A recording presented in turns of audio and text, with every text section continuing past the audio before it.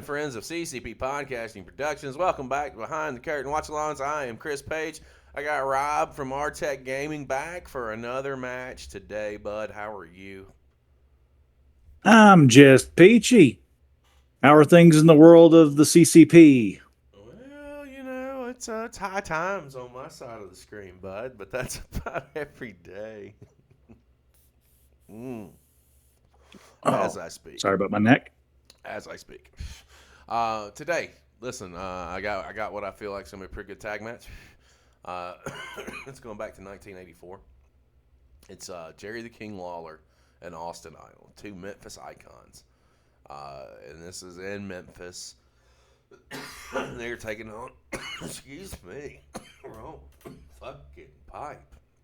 Dying's bad for your health. It's a proven medical fact. They're taking on the Road Warriors. Hawk and Animal making their appearance, one of their first appearances in Memphis. I feel like this is going to be a fucking barn burner. I'm ready to get started if you are. I am. I'm going to count us in. So let's do this in 3, 2, 1, play.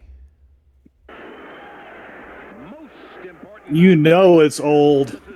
You know it's a local shoot because look at that camera footage. Oh yeah, this is definitely VHS to digital for sure.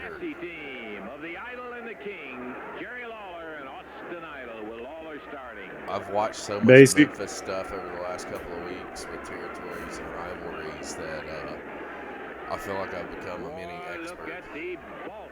On these Road Warriors.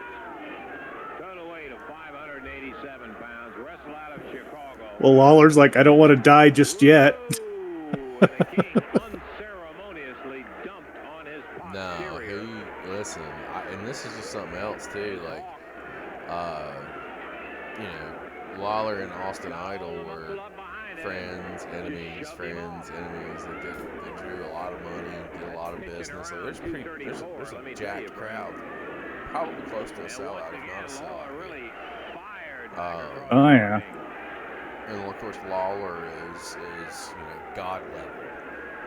And it's Memphis. It's his town. King out is seeing a few adverse moments when he starts out. Not the fastest starter in the world. I love Jerry Lawler. I used to think he had one of the best right hands. That guy loved his fire paper or flash paper trick. Oh yeah, he had no problems with throwing a good fireball every now and then. I think I used it a couple times in some of the stuff I've written, just with a couple specific characters of mine. I use the fireball spot very sparingly, but but I will use it. Lawler straight in, ties it up again. He's picked up, bounce card, big leg drop. We got Hawk here. Hawk was always built like a brick fucking shithouse, dude. Both of them. Yeah. And they were both so very intense. Like, especially in their prime back in the day, you had no doubt in your head that they would rip somebody in half like a cheap phone book.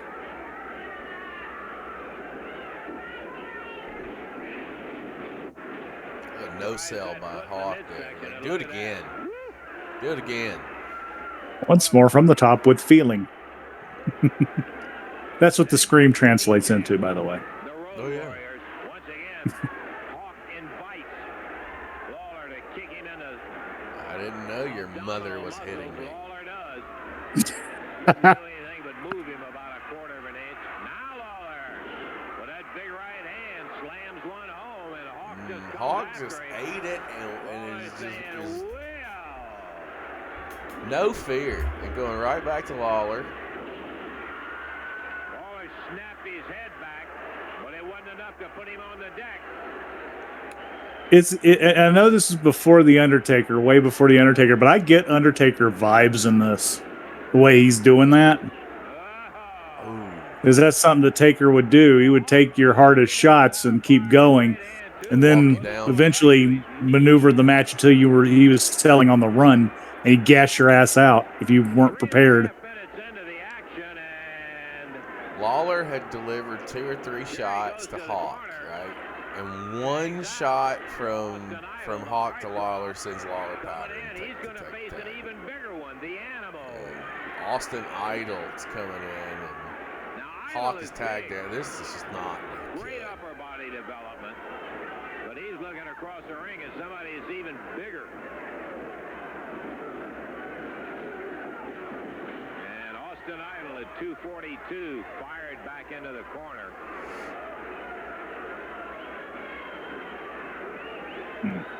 Animal takes it as a matter of fact, strolls down the ropes, takes a glance at Lawler. I've never seen this before, so again. I'm curious because I know that this is, I think, the first match in what was a couple that the Road Warriors did against Idle and Lawler. What I'm curious about is, I haven't seen any of them, so I don't know what the return looked like. I'm curious if they're going to use this to set up the return by having the Road Warriors completely just decimate Lawler and Idle in Memphis.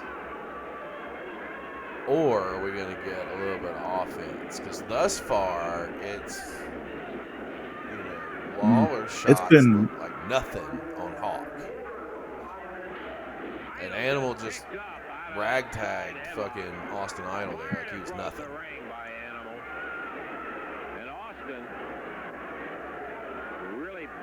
And it said back in that time when they were just starting out, the Road Warriors were literally like the freak show attraction you'd never seen before. That was how they billed it. They were like the thing. Look, see, look at Idle sell that. Fucking Animal didn't even budge. He didn't budge him in the middle of that ring. Oh, here comes Hawk. So, Austin is going to get a little. Oh, what a rush.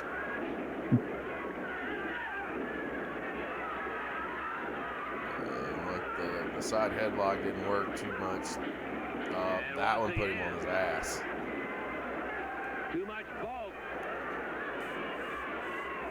Idle popped him with his shoulder. If you're Lawler and Idle, you're got to ask, what the fuck do we have to do? What do we got to do to get something going? While on the inside also asking, what the fuck did we do to deserve this beating we're getting? But if I remember right, Lawler basically ran the books in Memphis at that time, so everything that happens was with his blessing and approval. Well, he and Jerry Jarrett swapped off about every 6 months. Jerry booked half the year, and Lawler booked half the year. It's very, to me, I feel like it's evident with the booking. Again, I've watched a lot of Memphis stuff over the last couple of weeks. From what I've seen, I can tell, I feel like I can tell you when Lawler's booking and when Jerry's based on what I've seen over Memphis. So it's probably about 4 hours worth of stuff here in just the last month or so. That is not the way, Jerry. I think you just feel like this is a Lawler. I don't know what is the way, but on top. You're running again. He got bounced. I'm sure Lawler knew he had to put people over every once in a while. Oh yeah, I'm not saying that. Listen, I mean that came out the wrong way. I'm not saying that Lawler's on top because he has the book. Lawler was a draw in Memphis, but you can tell when he's running his story and he's on top because there's just way more attention to detail that's put in. And Lawler is one of the few guys that loves, well, not one of the few, but one of the few professional wrestlers that loved football season, NFL season. And he always had season tickets to go see the Browns. So that's his off seasons would be football season, so he could go and watch his team.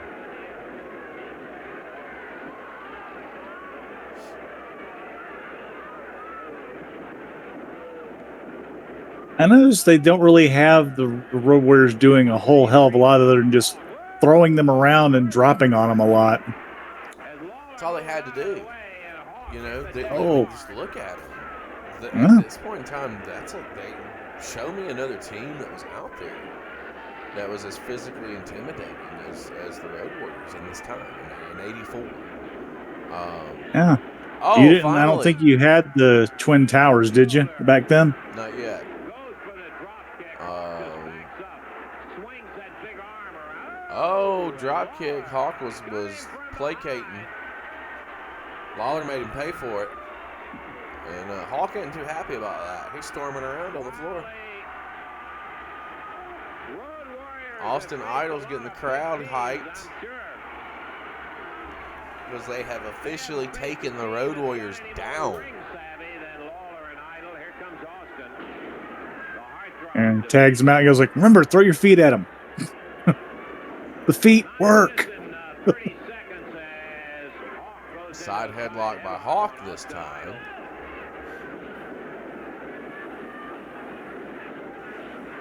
That's bad. Hawk just mowed him over there twice.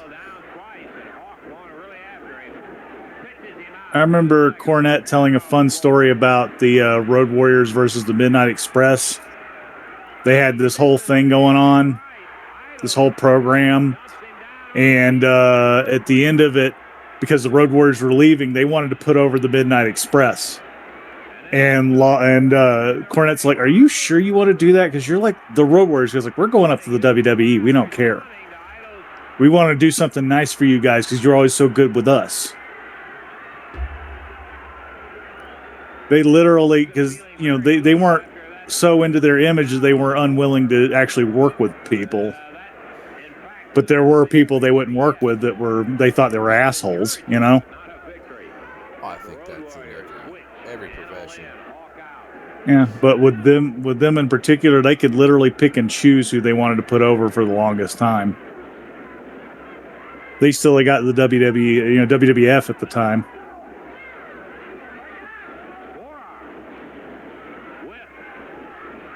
Oh, Animal Mist took what I would call a turnbuckle. One thing about Memphis, man, those buckles were just a little bit of tape over. You didn't get the big padded buckles. Oh yeah. There's probably stuff like this that made them go, can we make bigger pads for the buckles, please? It's killing us. Yeah, it's not a good day at the office. Take one of those to one day. Oh yeah. That's also back in a time where every wrestling company kind of had their own take on how the wrestling ring should be assembled. Like you had places that were like, we do like bull ropes, and then there's places that did the straight tension cables like here. Mm-hmm. They'd have thin pads, thick pads that have a thin padded canvas, or they'd have a heavily padded canvas. Sometimes there'd be padding outside the ring. A lot of times there's concrete outside the ring because they wanted it to look extra dangerous. And actually be extra dangerous. Ooh. Yep. Idol made the save there, but at what cost here? Because Hawk is now laying it into Lawler.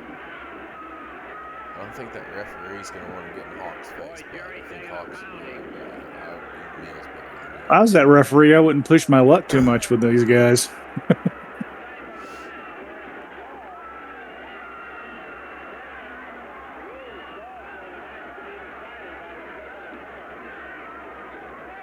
I've also learned with the Memphis wrestling that I can tell when Jerry Lawler's a babyface and a heel based on the color of his tights. I've now determined. Oh yeah, he liked to wear lighter colors when he was one of the good guys.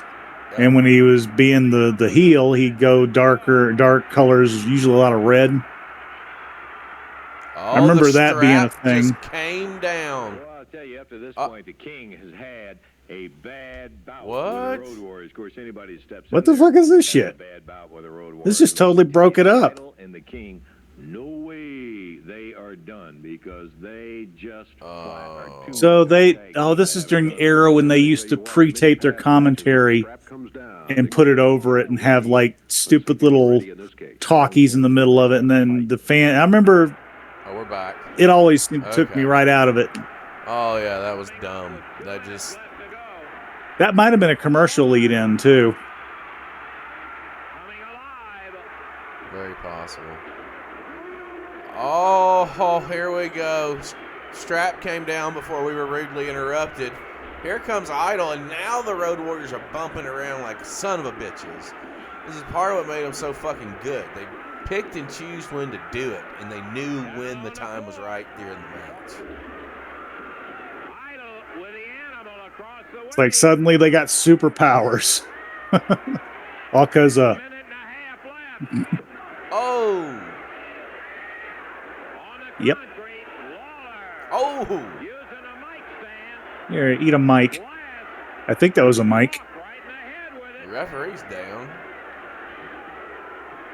Didn't even see when the referee went down. Idol just threw him out of the way. Oh, yeah, that's right. It's back when they had those silly ropes to divide the crowd from the wrestling. Yeah, like that's totally going to stop anything, by the way. It's such a joke. Although back in those times, in particular, if a fan crossed that line, the wrestlers were allowed to beat the living shit out of them. Uh-huh. They have thrown one of the stanchions in the ring. Oh, a nut shot to Idol. Oh, everybody got disqualified. The ref's like, fuck this, I'm done.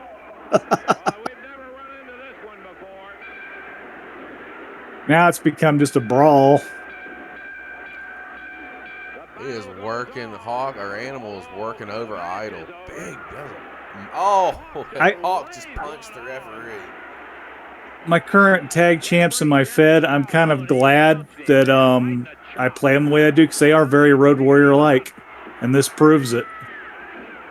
Because they've had a couple matches just become brawls. Austin Idol just nut-shotted Hawk. Oh, the Hawk just decided to hit the other referee. These ball shots left and right. Guess when you throw the rule book out, it's like every man for himself. Watch out for your family jewels. Hawk body slam the referee.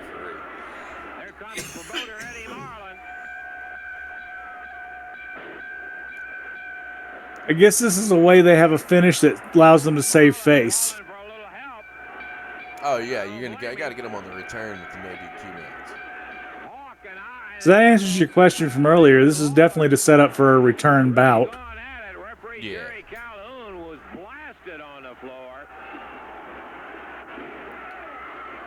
I liked it though. I thought this was really good. Oh yeah, it's very good. Fans are legit scared that they're gonna kill frickin' Lawler and Idol. Got other wrestlers now getting in the ring. Yeah, this is like classic stuff right here because Memphis loved to do that. The boys in the back could come out and help when shit got out of hand. Yep, or got out of hand. They are still throwing hands. Road Warriors acting like we'll kick your whole damn locker room's ass. Probably will.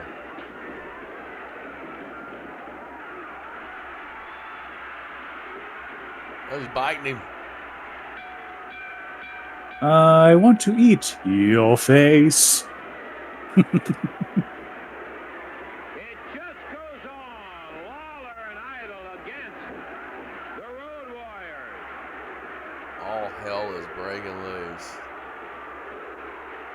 We still got 3.5 minutes of this going. Wow. I wonder if they're going to make their way to the concession stand. Is somebody going to eat the popcorn machine? Oh. I don't think that ref realized he just got booted in the ass.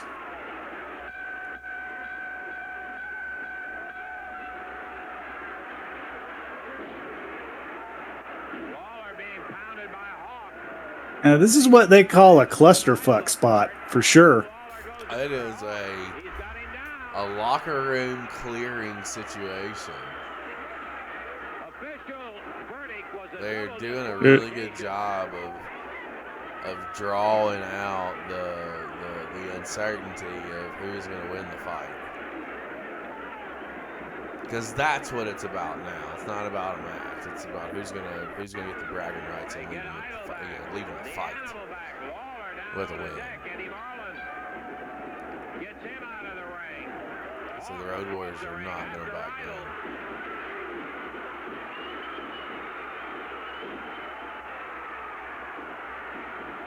Yeah, Austin Idol was usually the baby face in all the interactions between him and Lawler most of the time, right? If I remember right. They were back and forth. One of the biggest moments was the hair versus hair inside of a cage match, which I think was in '86. Idol was the heel there, and Lawler was the face. And See? everyone thought Idol was going to get his head shaved, and he beat Lawler. And cost a fucking They match. got Hawk slowed down. Animal. Lawler on the floor. Idol on the floor. They're finally going to get it under control. There we go. Animal and Hawk. Oh, what is this? This is the rematch. Hell, we might as well. It's only 6 minutes. Sure. You want? I paused it. No, go ahead. My timestamp's at 12, 13, 14, 15. No, I was at 5 seconds. Well, I'm telling you where I'm at, so you can get where I'm at. 14. I'm at 21, 22, 23, 24. I'm at 25. No, close enough. Lawler's down. Close enough. Yeah. I guess this is the rematch, so we'll take a peek at this and see what happens with it. Oh. It's all over the ring. Is that? There's no telling.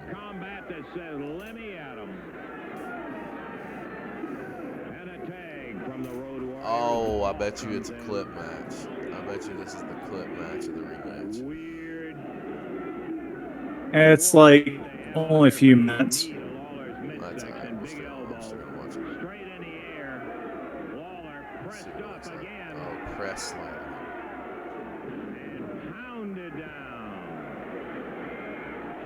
Lawler just like, ow. And then gets kicked out of the ring. The Mid-South Coliseum. Yeah, this is definitely the bigger of the two matches that were there. It's a much larger crowd. But the king, a tough son of a gun, slamming with that right hand. And Hawk says, oh, yeah. Yep. Just like match one, he ate the right hand. Lawler and Idol wrestled the Road Warriors for these titles in Cleveland, Ohio. Oh, my beautiful face is ruined. Point to winning it when the Road Warriors Somebody punch you in the face, man. Just walked up and sure they would be carrying the titles out. they need that on Twitter more often. A way to punch people in the face so they learn some damn respect. A rematch for the national Oh, that titles. They need a little button. You hit it on your phone, a fist comes through the other side of the phone. It won't happen on social media in any form or fashion. That's the I know. That is the safe space to say whatever the fuck you want to say without repercussion. Dwarfed by But it would be funny. I despise all social media. I think it's all terrible. Yeah. I think Twitter's about done as it is, so, you know. Oh, Oh, hey. that's nice. Very, very, very smooth.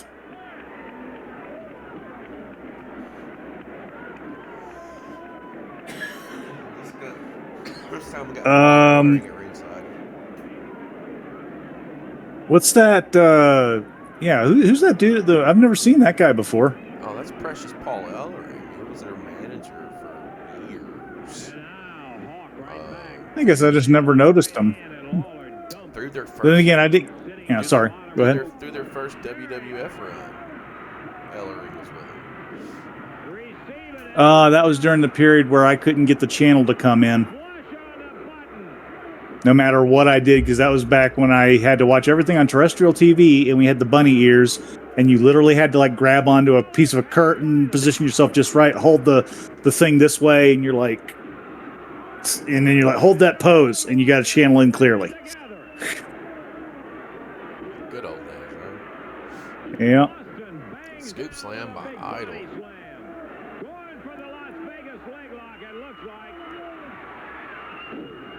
No, he just kneed him in the nuts. And Hawk just stood right up like it did not faze him.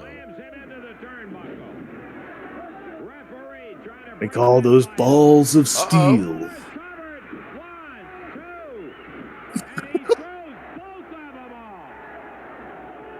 Love it. You have to staple them to the mat.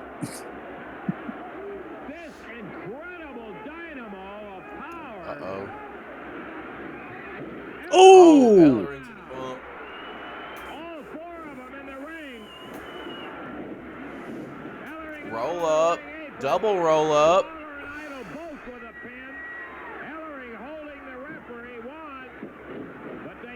That was more than a 3 count, too.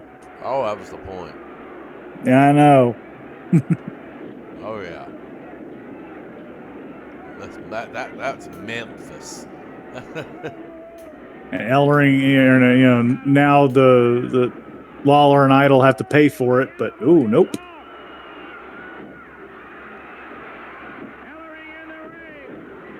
Oh no, Hawk. Why did you drop kick the referee? If the ref remembers being kicked in the face by Hawk. I mean, he just got thrown out of the ring, so that's probably a DQ. Coconuts. Well, their heads are pretty damn hard. They've proved it a few times.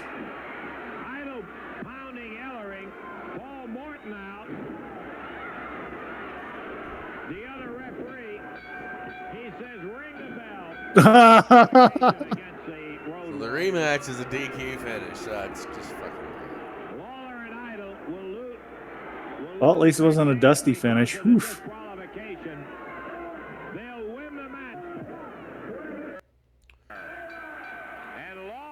Oh, no.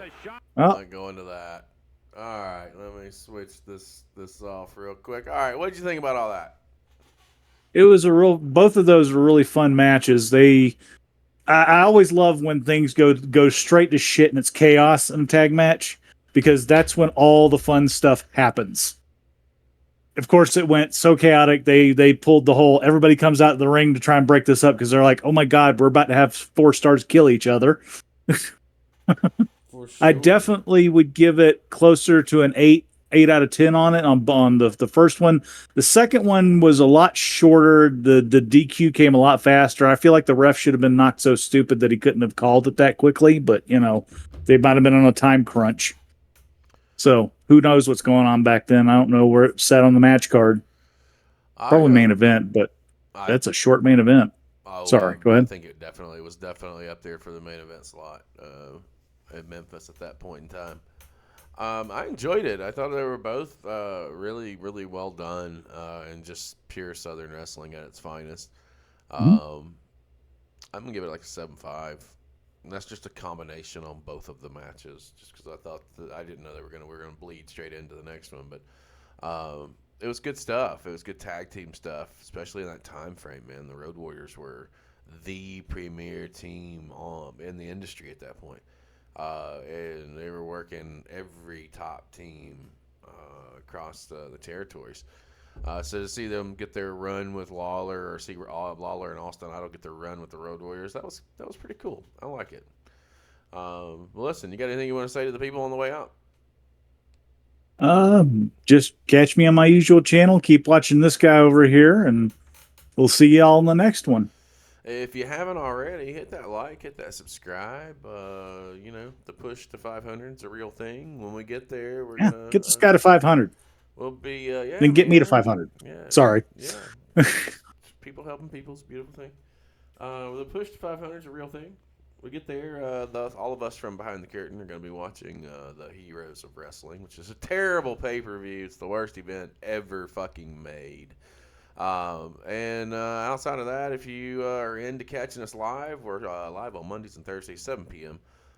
We do fucking house shows, independent wrestling on Mondays, spotlights on Thursdays, all kinds of stuff. Saturdays at 4 p.m. Get all the shit down below. We'll see you next time.